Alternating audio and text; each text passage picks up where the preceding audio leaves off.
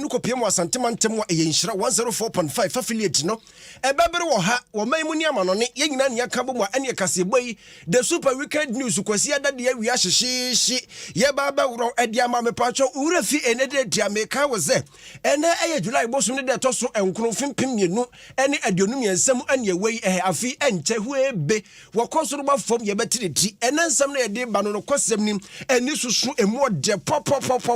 na de di mu akotini ebinie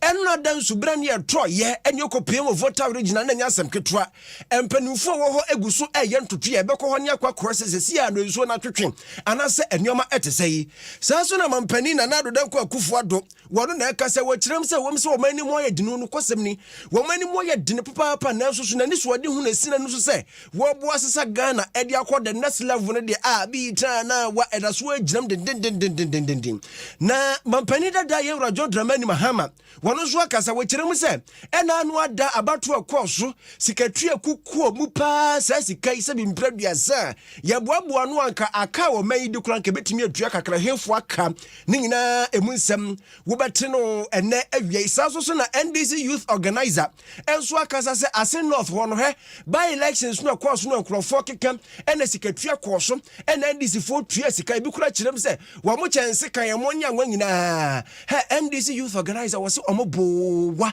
emunchirem nyina wo bete ye affiliates enso aye ready and ye wiai wo mo so nsem odo mo akuru kire no on be run ni nyina adi amayen e wakase boys we the super weekend news kwasi ada de hyehye Joshua Kwame Kule no adawro ma ene wakuru kire ma me so me bagibre na ma run enkakra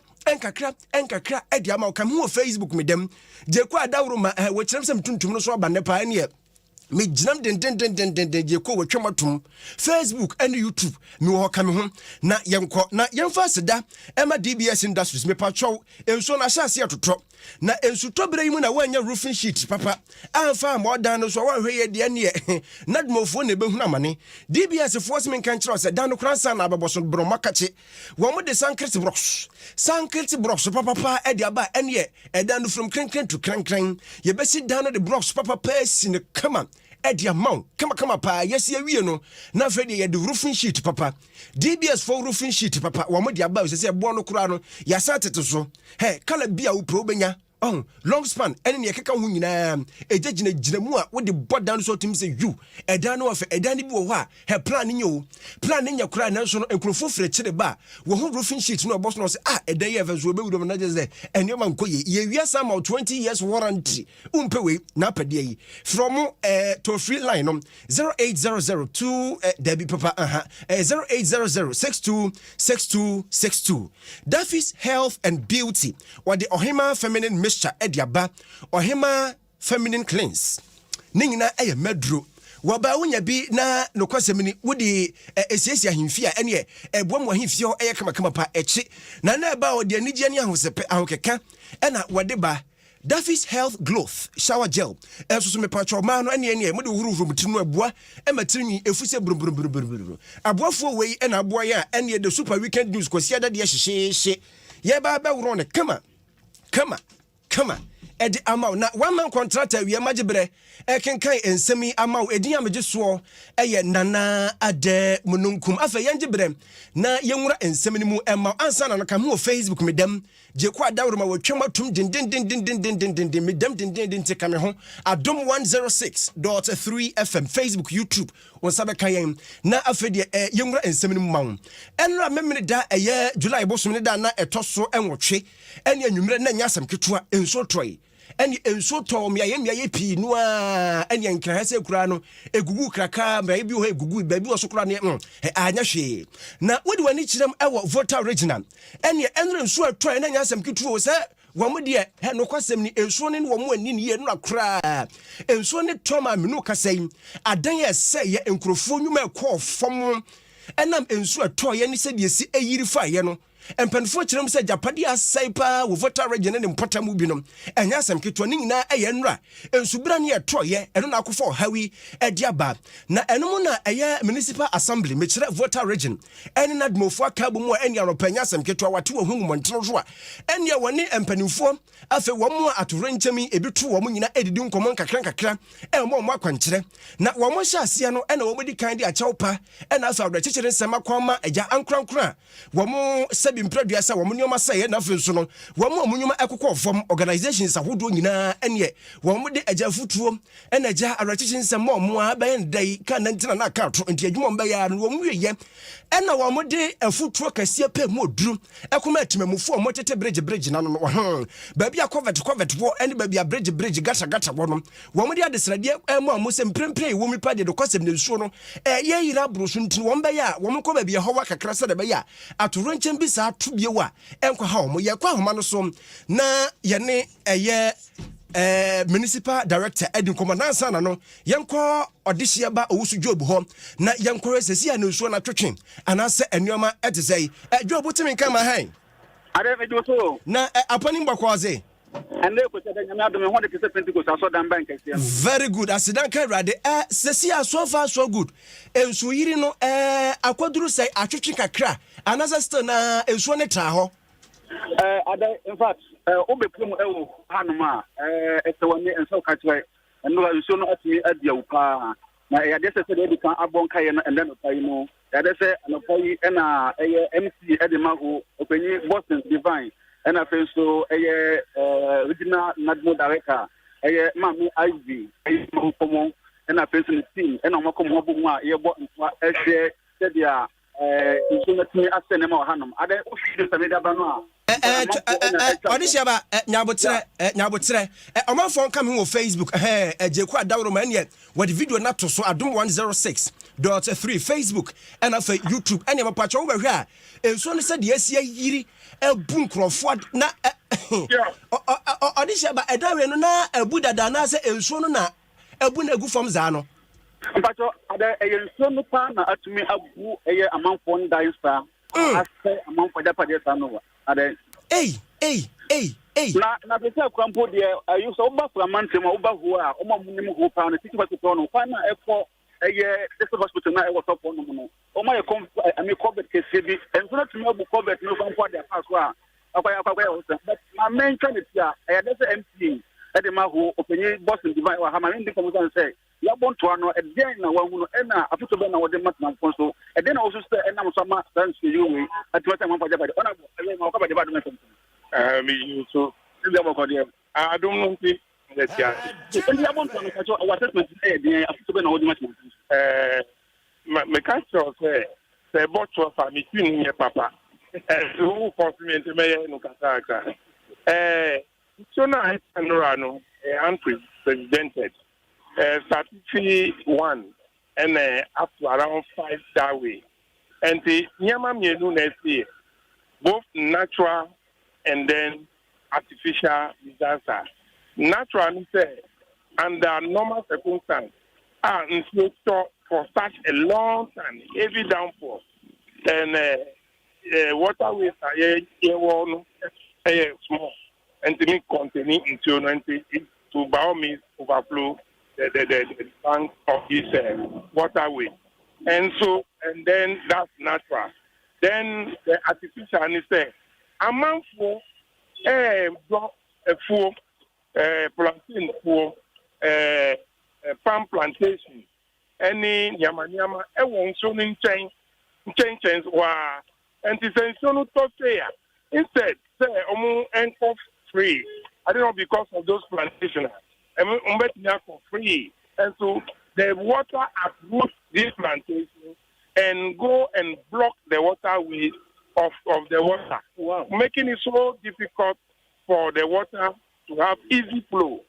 And as I have been saying today, one of my assembly members for Piavet today gave some education. Say, development. Some of these things, let's see. Because naturally, we are essential to us. As I say, no, absorb and I am so but we are putting quota, concrete, pavement, and other those. So development also goes with this thing. Okay, what I'm going to I'm going to see. And it's a thing I want to for a waterways, no man for it's a dance of waterways. And then I know that some bit more to anyone who said the Bayer, sir, at the end will be something of you. Yes, quickly, my instructions say, with collaborating with the traditional authorities, we should go on every waterway and make sure we uproot those plantations all over. And I'm so happy that so we have said Agbogometia, the overlord of hope, has also given me a very beautiful call, a surprise call, giving me support that whatever we will do, say we manage, yes, and then comprehensive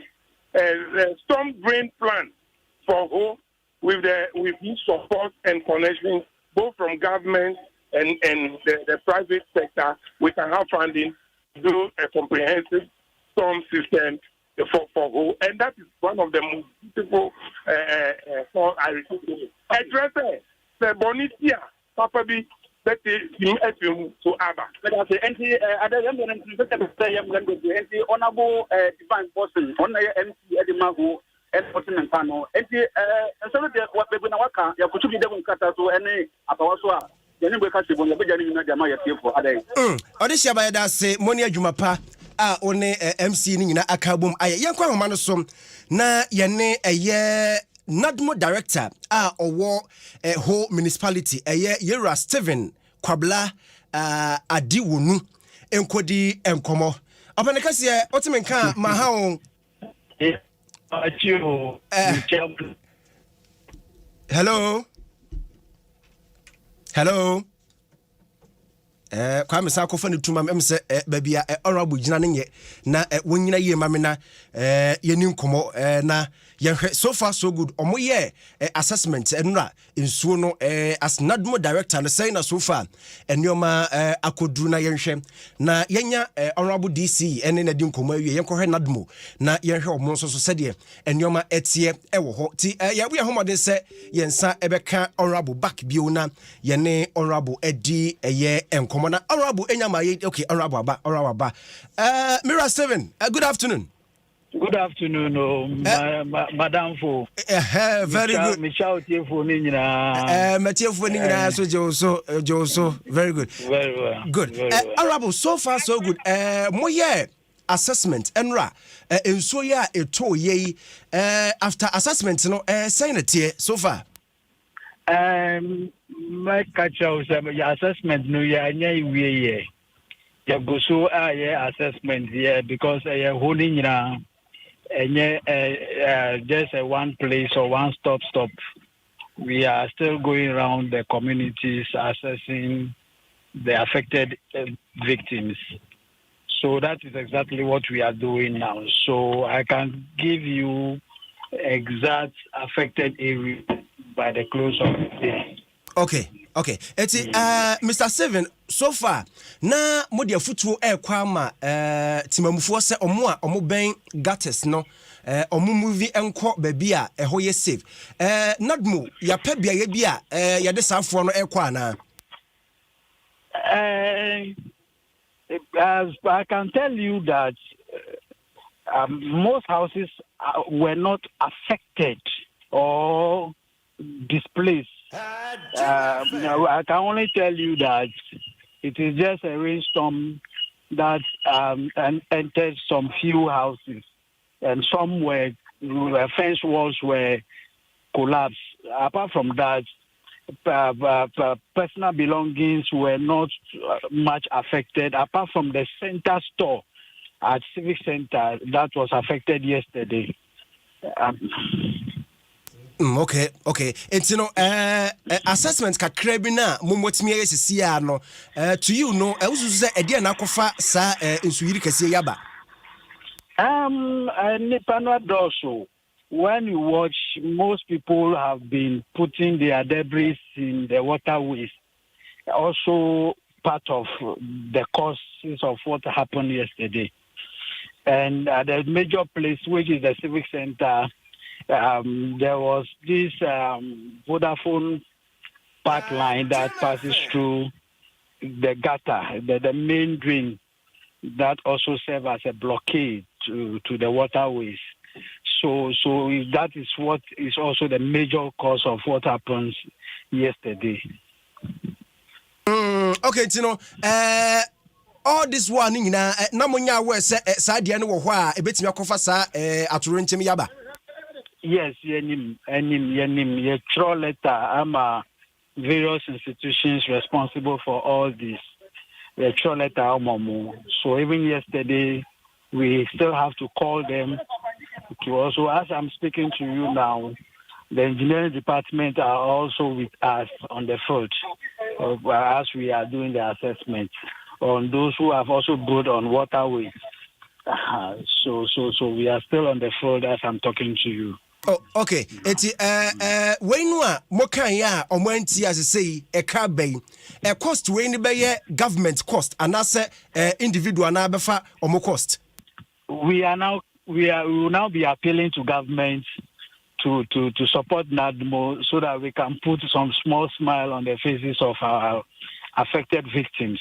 In fact, who is not sounding well at all after yesterday's downpour. People are living in a very tight condition that we appeal to government to support whole municipal NADMO so that we can put some smile on the faces of our people. All right. Arabo, thanks for your time this afternoon. Thank you very much. I think it is not only government, civil society groups who care about us can also support us so that we can support our affected victims. All right. Thank you, sir. Thank you, too. Good. Joshua Kwame Kulenu, Kene.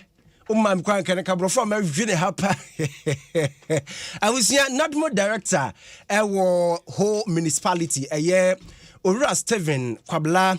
Adi Wonu Nene and I would say ya no edim komofa insuira enra a course so a voter region which him so muso ede entutuye ne hyehyeye egu apono so yanto asoi na yanko ensemfu from the super weekend news Adom 106.3 en waso guso awutie na yakoma pani na nado danko akufo ado akache na onim se mampani na nado danko akufo ado eba ye ene no kwasem ni Ghana fo bi kura kekase papa ne tinye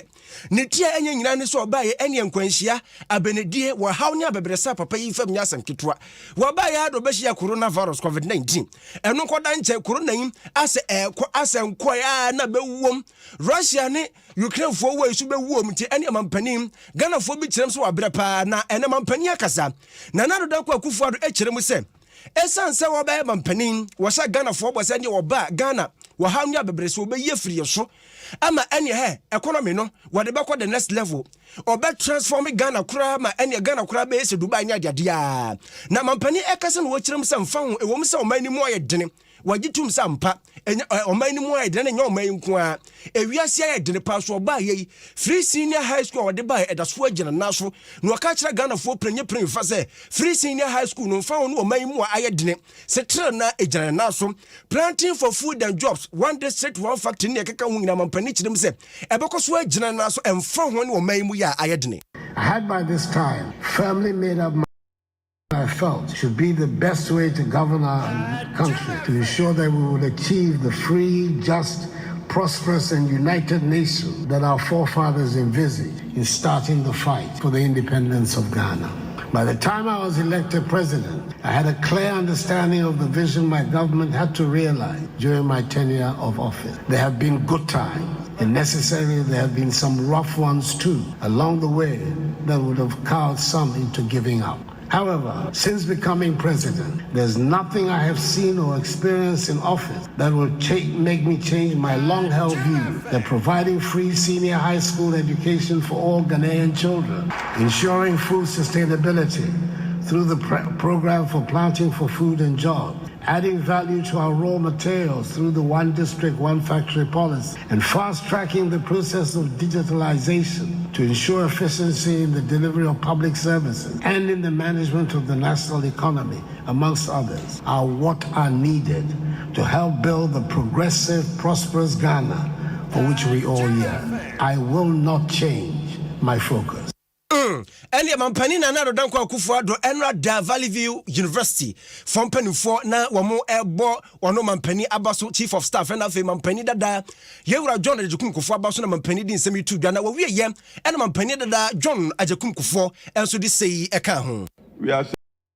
because of the recognized outstanding public service in our respective fields of endeavor that we have each rendered to our nation Ghana. This should inspire you to believe that with assiduity and integrity in your studies here, you all stand a good chance of becoming someday members of a glorious band of personalities who distinguish themselves in the service of their nation and humanity. Ladies and gentlemen, I realize that the theme of this congregation, as I've been made to understand, and I quote, is maintaining excellence, integrity, and service in the era of global instability and permissiveness. Several millennia ago, the great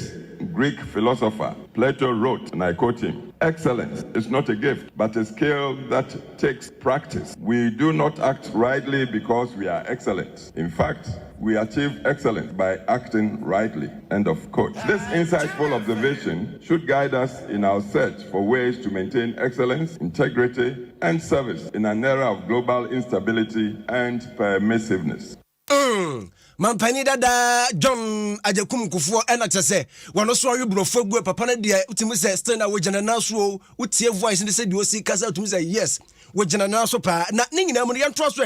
na yankwa ensemfufurum yekopiem wo NDC akache na Franka Tunia se say NDC amanyoku ayi ni se 2024 ene de MPP ebe yi no na ne wane no ene nya asem ketua he we anani abutu a ebeda yaya yewra John Dramani Mahama na ekasem yewra Mahama se enkane na wohwe oma konkunu Ghana mu ene ye ba betua ba na sikatu anhye dan koso zawo na sikatu anhye dan nim za ne wo mani firi wo mpem etua ba kakra so na se de eya kwa sikatu an edoso na wakasa na wo kire mu se nansia na anu ada kumawu by elections a course and afa asin of by elections a course ene na enam framam wonam no what it is sikatu bi koso ene sika MPP for eche pa enya asem ketua eno na yewura John Dramani Mahama echirem se hwe sasika no a ene MPP for kwache wa North ene kumawu sei he na kofo betimi atu omoka eno koda nchen food suppliers for ya ene wo mo chirem se buffer stock for do mo kan finhye makoma ko mienu nie eno kura so betimi atu omoka ntiwe pa se bi mprediasa ye no ne sai na amene wo de afutuo ene awra chichen zemwe wakabom we etrin wado hia nusu hye wo kabom na wo ho na wo no manu ano no ene wo chirem se sasika tua na ekọ pa no kwasem nie aka betimi atu ya sa aka daily price, unending fuel price adjustments, an extremely weak currency, general incompetence, corruption, arrogance, and insensitive leadership, and criminal waste of scarce resources have made our dear country a living hell for the generality of Ghanaians. The NPP government's response has been the adoption of short-sighted and ad hoc, poorly conceived programs that have done more harm than good. NAPCO trainees have been abandoned and are owed many months of salary arrears. But of course, we all know that the MPP lacks prioritization, because I dare say that the money that was spent in buying votes and building ad hoc roads in Kumawu and Asin North could have cleared all the arrears of the NAPCO trainees and also cleared the arrears of the buffer stock food suppliers. But unfortunately, their priorities are different. And yeah, Mampani dada wanu na ese jinam ewo NDC amanyoku se 2024 ba bejem na chese wakon kodia ma NDC amanyoku yewra John Dramani Mahama ne na wutie wo wie ya pe na eye National Youth Organizer edima NDC amanyoku esoso ene wanu so ji microphone ene test mic 1 2 hello try 2 wakotna ya kase station ba ko wokumase asantema ntem Love FM ene wonu ya bo edi nkomo ene ya bo akobusan se won se sikatua bi koso ne ade sikatua bi koso ne ade ena yewura George Opariado echirem se wonu pa de no kwasem ni so hu se obi eche sika nkanka endis ni bi pa ekuta sika sika mu oduro ana eche we jikotra ba no kwasem pa ni enya agro na wonu kura de wose wote se enwum bi ekoso ene timamufo ne mabuna wa North etwama yewura chasopoku ene yedi chasopoku sika no yedi hanya kumawu ni nyina aha saa nyom no eno no kura wote se emabunu no etro no se ene sika che because no de wo kan prenye prefa se on de wo send this vote sika allowed the political party that was seen buying votes. This level of journalism where you try and share the spoils with all political parties when clearly you know who is responsible.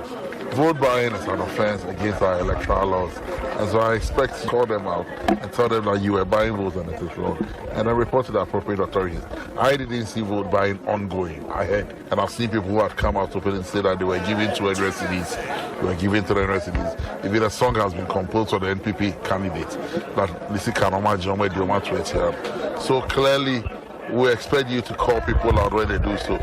In 2024, we expect the electorates to be discerning enough not to fall for such gimmick. Because immediately the person offers you money, it's not your conscience, and so he owes you no development. And you're George Opare Adom, National Youth Organizer, Edema NDC Amanyuko ne ena wuti ye. We ye ena National Coordinator, Edema NDC Young Professionals Forum. Chris Dela Ahiabu so edina no tumu bi na wono so ekyerɛkyerɛ sɛmu kakra e wosikasɛm ne nyoma kakra bi entiemra can all is happening in the country now. The Electoral Commission and all the bodies managing our electoral systems have become like a gang, actually trying so hard to work against the NDC. So when someone says we don't collect results, I think it's a misfounded allegation, it's also a misguided comment, because we have collected our results, we know our figures, but we are not mandated as a party to declare a result. EC is the only body mandated by the state to declare a result. Any papa isu na chese wano so de nanu atum bia ono so ne ntem kakra wate ediama ye no wutie wo asantema ntem wa ha ye nhyira 104.5 wutie ye so wo enkran ha so de ani adom 106.3 asempa 94.7 affiliate ne dos wo mamu ni amano ne ene wo ha ene de gusu a ye nyina ne aka bomu a the super weekend news a wi de kwasi ada ye woro ediama na ye nto aso na ye nko ensemfufuro mu Yakopiem wo emfifi mantamu Central Region. Yakuro abura asebu kwaman kese districts eho en yakopiem. Na abeto dwase ene akuafo wo ho atede ne. Wo mo atede papa na ni nyina ne se wo se wo bo ban mu a. Woka kuaya ene na obi ampeso de hu behyem sanse ekuaye akade a wo mo de be pa no kwasem ne toda na ho aye din sanka ne tete ba ya so benya bia enebre mu sana na kuayo se aye ene emu aye de ne pa enye mfidi wo mo de be adwuma ena fe ye wo makwate wo no ba ye kura de ba bi ode eno ba ye kura be gu kura ade agu ho na agya wo ye kura to ne kakra so tok da kura na koya asem tie ne woka kire ba budu se wa university entronkonko ye kua wo se apoto me kua me de yedam na enai ukopiem ewo eye emfifi mantam a eye kwama kese mansini ni mu a ene wo mwate dende wo mwate de pa sanse ekuo bi aka wo ho abomu a ene no kasai wo kwa kwaboa akosi eye biaye ediama mu asa biaye na eba baboa ma ene akuafo mpotem wo wote wo no baye no obenya baabi de agu aboa ama ene ne nyoma dina atimi akoye ediama mom yewura eye kobina nyantai edin no manya ne ya me so kule beba ma me edin sem bi tuja yentiemra we adwuman we friend smallholder farmers we kwan kitin na obisa oye kwa oswaren ontum nya de ona botuma to irrigation system jide bibia botuma pump nsu nti na chere de yeko adwuman na ye nyina owe de oye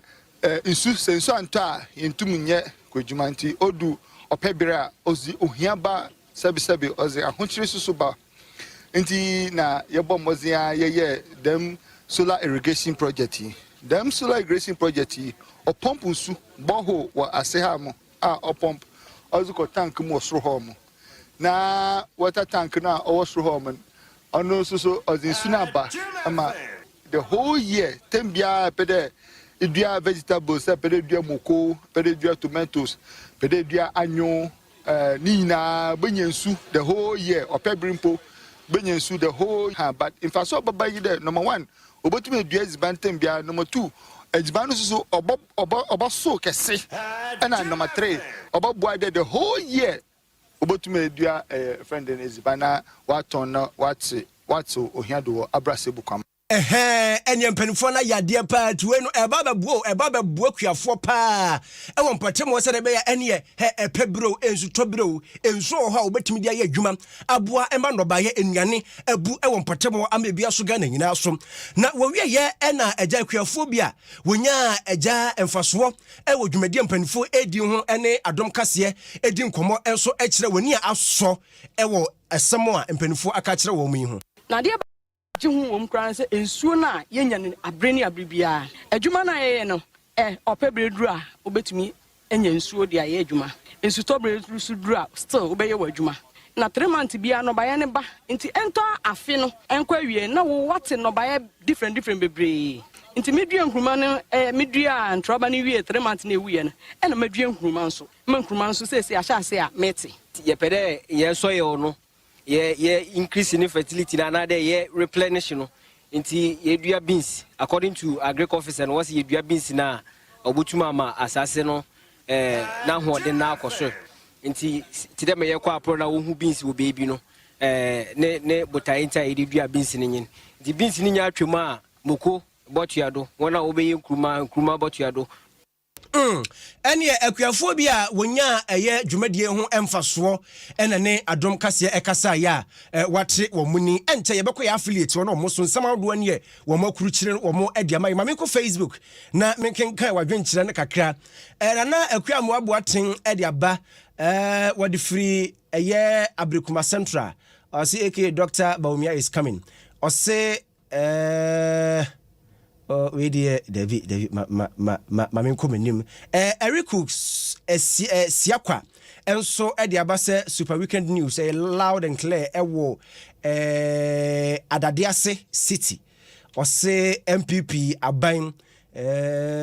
omagu oman animu ase yo commensa pilatu enso se ohwe life ewo Kumase wone eye Dr. Alhaji Mahmoud Baumia ena ehwe yasimo commensa dia sembebo bright j enso ese Yewra Mahama oma Ghana fo aso nkwadidi yo ate wadase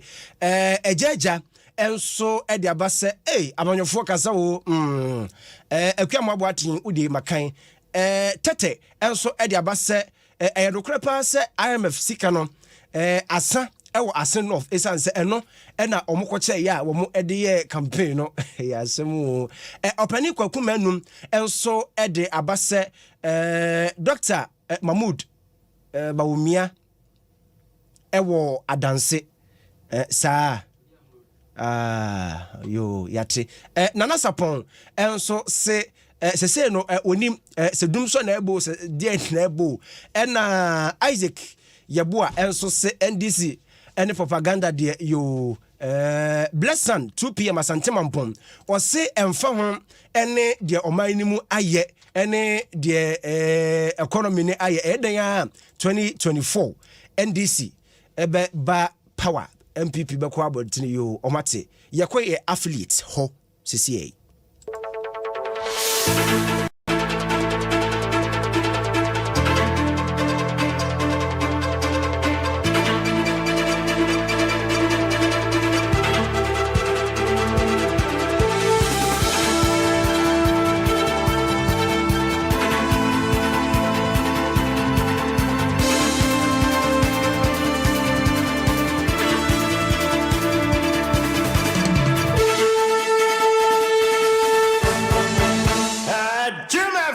Yes, I'm Munina Hammer Makwa Baba Dum 106.3 Asempa 94.7 Asantemantam Yinshra 104.5 affiliate Bebru Hamamunia Manone Super Weekend News kwasia da wiade ye road ya mam ye affiliate ho era ye kwe ene odi amono kwa kujima Longman ewo Look FM tapa abotwase oti region eno wo yenkwan na de wakuchire no onfa emaye Longman ma ha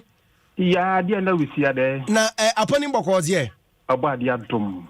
Asidan Kerade de wakuru kire no atiefo aye krado yankwai yo nano ya wade twa ya ana bia ko ya mention no suhwefo no monyamfo militant kabuki kabwa dodo no afɛ no accountable kicking no kyerɛ sɛ bra na ni twa mfoni bi a na sukuu ni bi te kɛtɛ so wɔ fam esua deɛ wɔ rara EP primary school no na mmienim nie ɛyɛ na koma ya pa ama no tu mrika yɛ no sɛ deɛ ɔbɛyɛ bia ama nkonya yɛ sukuu fo bɛtena so deɛ esua deɛ no ebi bɛba no ebi ɛbɛba ɛno nti ɛbra nyame yɛ adom ɛma wonya nkonya no maako ɔha no ɛne wantwentwa so koraa ɛna ɔfrɛ mpanyinfo a wɔhyɛ sɛ wɔka no ho ma ɔkɔda nkonya no adidi ma sukuufoɔ no na adwuma no ase no ɛna wɔkyɛ sɛ nkonya maako ɔha yɛ a ɔde ma rara sukuu maako nsia wɔ hɔ no ɛyɛ adeɛ wɔnim sɛ ɛbɛboa ama ate dadwene a ɛwɔ nkonya sukuufoɔ nyane bi ɛsoɔ na ɔkyɛ sɛ bosome maako nso ntam nie watimi ahwɛ ama dadwene a na ɛyɛ sukuufoɔ nkonya ɔbɛtena so deɛ sua deɛ na ɔhɔ mabupa yi du nso deɛ ɛne nyame adom ɔmahwɛ ɛyi ne nyinaa asi hɔ ɔfa akonya no so ɛretuo sukuufoɔ no fo sɛ ɔnhwɛ na wɔntwe wɔn ho mfi mpiriwanyi nsanwo sane sɛ ɛnwomasua deɛ ɛnoa ne saase yɛ a ɛde wɔn bɛkɔ wɔn daakye papapaa no ɛho na deɛ ogyina mansin no nwomasua no ano agye nneɛma yi ɛyɛ maame Roserin Kapui Ofori ɔkyɛ sɛ ɔda DC ase papa pɛsɛnsɛ nkonya no aba brɛsɛm afei nso ɔsɛbɔ sɛ ɔbɛhwɛ so yie ama biribiara deda din ɔno nso fa ho ɛde to sukuufoɔ no fo sɛ nnubɔne nom deɛ ɔbɛsrɛ ɔmo ɔmotwe ɔmo ho mfiri hɔ sukuufoɔ no ne gye agye wɔ ha deɛ adɛ ebi sɛ nka wɔ ha ne nkagya wode waa so atie bi nanso na ɛde sɛ ɛbɔ ho ama yɛde kyerɛ adom atiefoɔ nti na wɔtwe mu deɛ akɔ soɔ ɛna yɛde bi adom atiefoɔ yi akpɛ na mawo Lukman Luke FM odi amono yɛda ase yɛnkɔ kwabena antwi bosia kon ɛwɔ Kentampo Bono East Region Zone FM na ɔro so deɛ wakuru kyire no wɔno so ɛmfa ɛmayɛ kwabena ma han yɛbru ade na apɔne bɔkɔ deɛ bibia bɔkɔ yɛda nyame ase deɛ waboaboa no atiefoɔ yɛ krado yɛnkɔi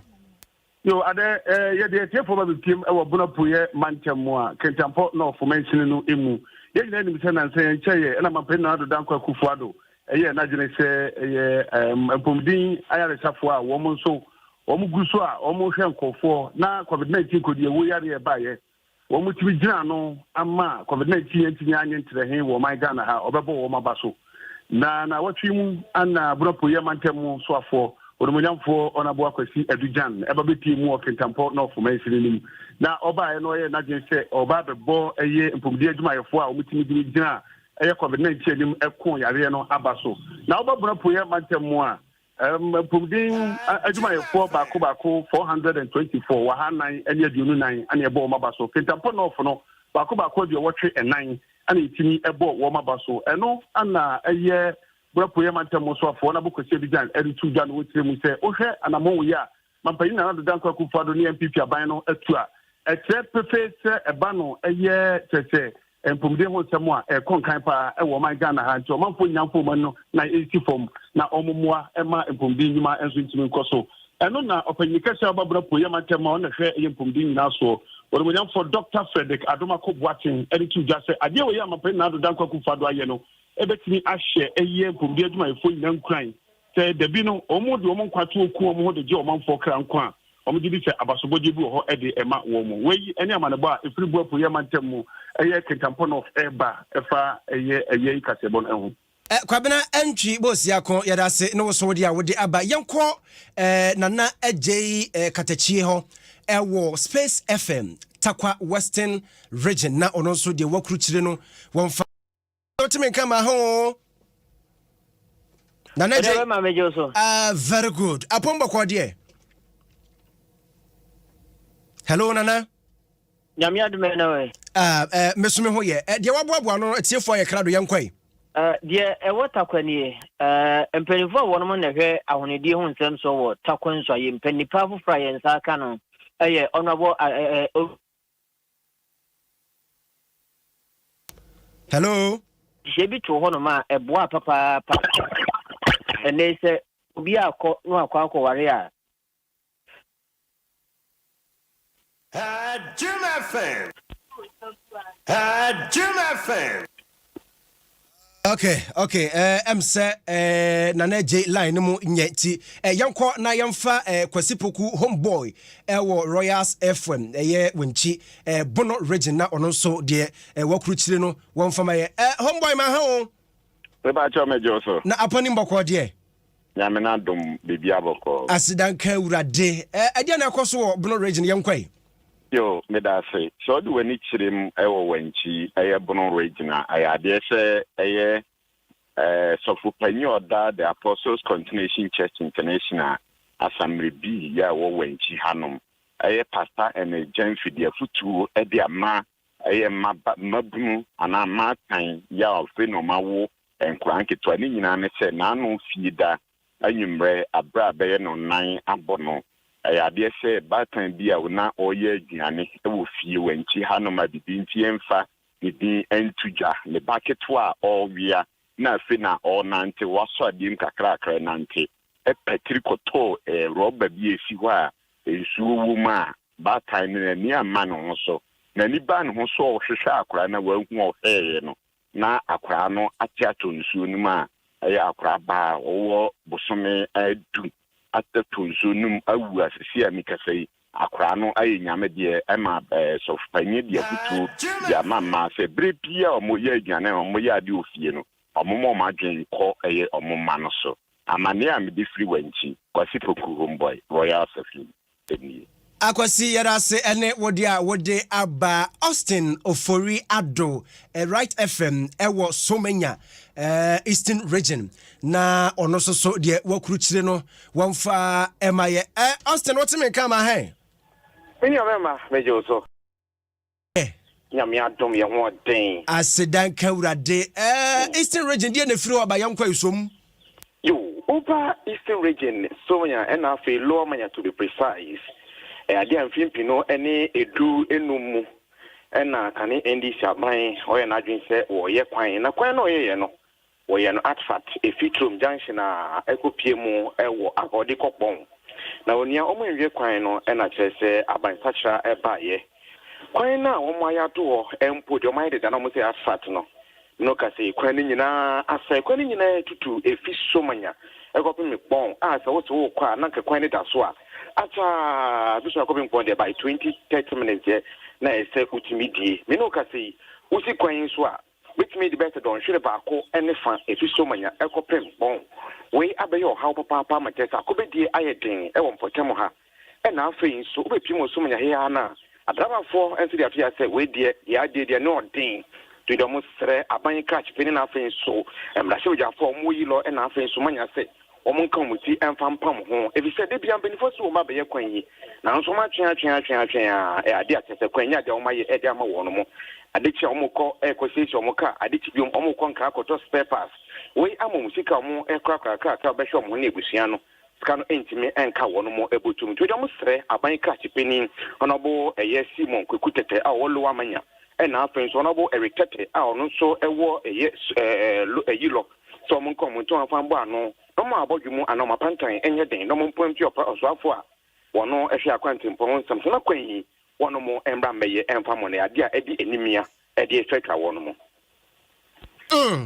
yada se ene wonso wamane bo a wode afri Somenya aba Austin Ofori Adom yanko eye Ofie FM achemoda eye Eastern Region na yene nana kumi akwa enso so de wakuru chire no wamfa emaye nana mahai munkum de so abru na aponi nyame kraye asidan komo twedi ampon kwa me basa yi Adom de wakuru chire na tiefo ye krado yankwai kedate onyan for Clement ya watefa ono na wo badru Central Municipal Assembly ha wo ye presiding member meche achim da hana se bi Central Municipal Assembly no ono ko yansu ye assembly member e de match botuma baton pesane so ono na wo bani manfo ne obia kokose woni nkoko nkosua no na wo ye nkoko manti ebe ye bi se sabe ye enwura anase efia ebe mu kwampa ebe fa so a ebe kra na ama oman no ammoka opani dia semi tuja wo bra na okasa kire ni manfo ne se efi ye anase enwura ne sesa e de eka be se titisika no 4 billion odd cedis and the better to be Central Municipal Assembly so afie bia nti won som so woni nipa bia obi ansom wana yankuntia efin se de be ya assembly no entimi emmoka na ebenye sika ho don so dia yemponto djuma It's about for Mununkum, a year by Brim Central Municipal Assembly at Timodaha, near the idea someone say, Yam Wire, who said a baby if you so inquiring. Nana Kumi acquired us and dia would the free achim da so ede abam. Yanko Akwaba FM, a ye body Western North region. Ghana Mahine, Abaka Vensa. Opani, Maho. Yeah, them look also. Not Boko dear. Oh, Yankopon Dama, Bibia Boko. Sedan Kawra de Mijidisa Western North, so Bibia did not come ho. Bibia did them come and your body at Roma, if you might be dear, my. Very good. Any Kakra wet me your crew today at your fire crowd young way. Yo, the agenda and say be an Arianum and NPP for me, say the new patriotic party. It being cracked added to horse, or we be a wallpaper. Say, or per se, would general to Franca, Adema, and NPP, Amayu no one finance and forms and clatter in Amfamra. Na vet na hodo a ekoso no omna to na no se bibia di bu na se delegate eto about the manner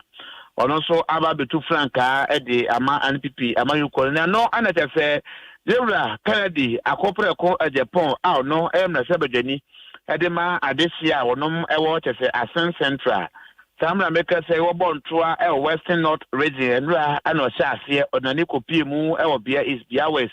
and na so ba bewie bibia e wo dwa aboso enne yakopon ya adoma wo ba saibo di the Church of Pentecost Central na oni delegate a onom e wo bodi NPP amayoku mu atimi adi ensiamu eno ana se constituency chairman a wo gina mu edema saibo di eye constituency Yera Kennedy amwa mensa edua pinadinim no ane obi nsrobi ayobu anafe ne delegate awodo e kire se omono kese ti oboti bodi ha se no kokoma ni dedema he wonyina ya abusua kro na enti obi a oba bia no omoje no awo tu nembom sempa awoba da wodi ama adesia wonom etre asi ahene na afi asi ahene ewo NPP amayuku no emu no ana betere se wonto aba emfama na won so bra na betu franka efama aye NPP amanyu ekuo no na sam na meka se oba bepiremu e wo saibo di mechire Pentecost aye central na che se akandia na fi ahombobo a awodo aji se eguso a ekoso a enye asem ketua e wo no mo behwe ahusuo a edi adanse se osono amayuku ba be eduma dia ente se no enya asem ketua ti ade se ene da yo ba bepiremu e obodi na che se kadi akopre ko Japan and before Asen Central about what bad and into about our baby said delegate. And once them and I'm a book Ghana mine about FM. Ghana mine yada say and would ya was so would de free Savibodi a day abba Opama go Papa Richie ewo Akumapa FM a year Brukum ena Wubutu young quite no so dear work children one fa MIA Papa Richie my home. Adem na openikasi apombo kwa die. Hello Papa Richie. Papa Richie ntiminka. Papa Richie. Metonka.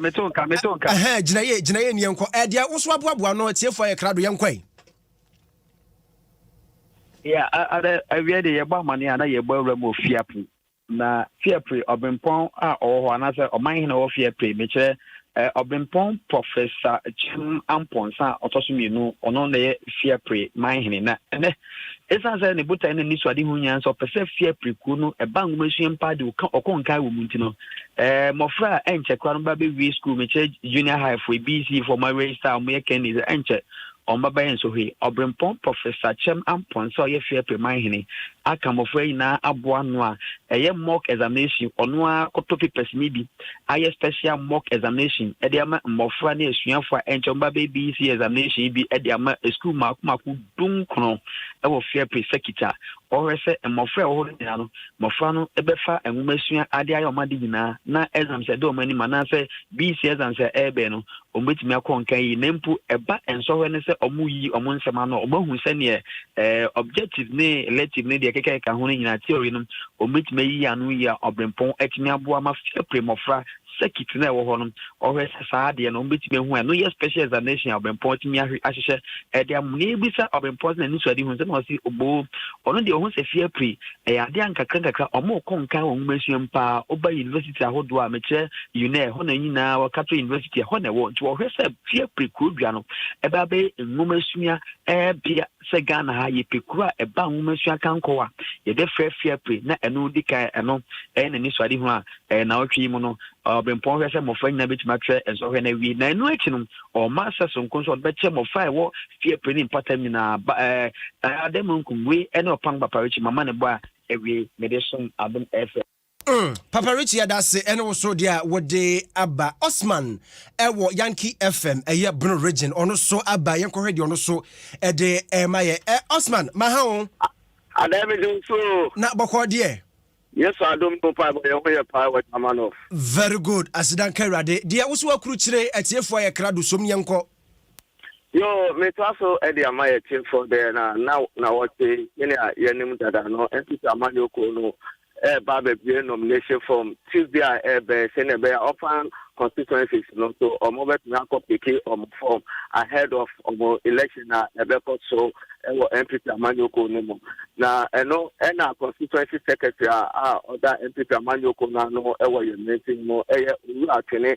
katana odi adisre to MPP aspirant ni na any pick up na say so corner say ye campaign make sure say campaign in tema de betu janu ebeye in tema ebetumi abua party no ama party no etumi awini power nemo for ye in tema ebetiti party nintin otanso eto aso say asa kai no hu say Assembly of Bekavia at the end of the internal elections, has support of other aspirants now, or more to me, and party to and whoever near pass or Poma or Mukatano, any Casa, any or in Campum, any in Koto, ever bread personal. Any internal constituency secretary, Edma, MPP, Amanyoko, Ewa German of Messimo, that's the name, every two MPP aspirant, any much effort in him. I'm a boy Mr. Osman Yankee Tampa. Mr. Osman yada say ene was so odia what me de abba Radiu Mohammed and so edne de efri ofin dunkwaw and so ede eba